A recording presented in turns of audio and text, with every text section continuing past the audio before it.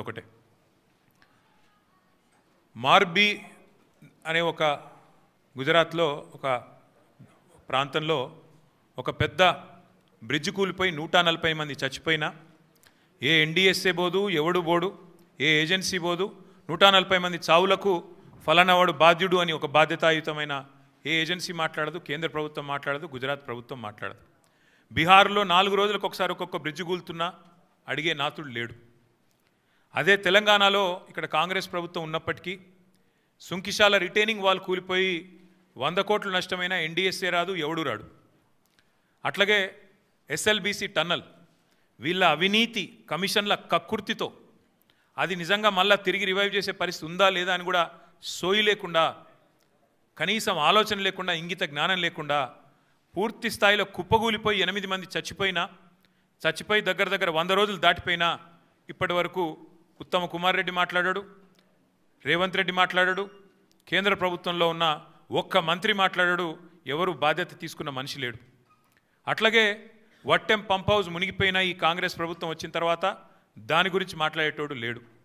అట్లాగే పెద్దవాగు ఒకసారి కాదు 2 సార్లు కొట్టుకొని పోయిన ప్రాజెక్టు అడిగేవాడు లేదు. కానీ కాళేశ్వరం విషయంలో మాత్రం హరీష్ రావు గారు, కేసీఆర్ గారు 100 సార్లు చెప్పారు. కాళేశ్వరంలో 100 కంపోనెంట్లు ఉంటే ఒక్క కంపోనెంటు ఒక బ్యారేజ్, అందులో 3 బ్యారేజీలు, 19 రిజర్వాయర్లు, 21 పంప్ హౌజులు, 100 కిలోమీటర్ల సొరంగ మార్గాలు, 1000 కిలోమీటర్ల ప్రవాహ కాలువలు ఉన్నాయి, 100 కంపోనెంట్లు ఉన్నాయి. ఆ 100లో ఒకటి మేడిగడ్డ బ్యారేజు. అందులో మొత్తం 371 పిల్లర్లు ఉంటే 3 బ్యారేజీలు కలిపి 2 పిల్లర్లలో ఒక దగ్గర పగులు వచ్చింది.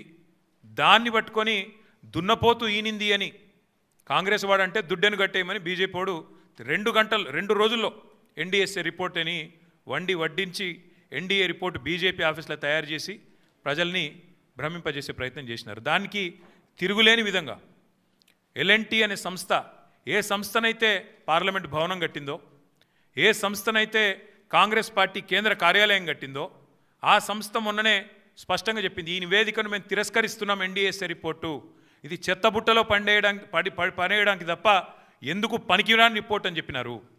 అట్లాగే ఆ సంస్థనే ఏ సంస్థనైతే నేను అడుగుతున్నా రేవంత్ రెడ్డిని, ఏ సంస్థనైతే మేడిగడ్డ బ్యారేజ్ కట్టిందో ఆ సంస్థ నిజంగానే పనికిరాందైతే మరి కాంగ్రెస్ పార్టీ కార్యాలయం కూడా ఆ సంస్థతో ఎందుకు కట్టించినామని నేను అడుగుతా ఉన్నా.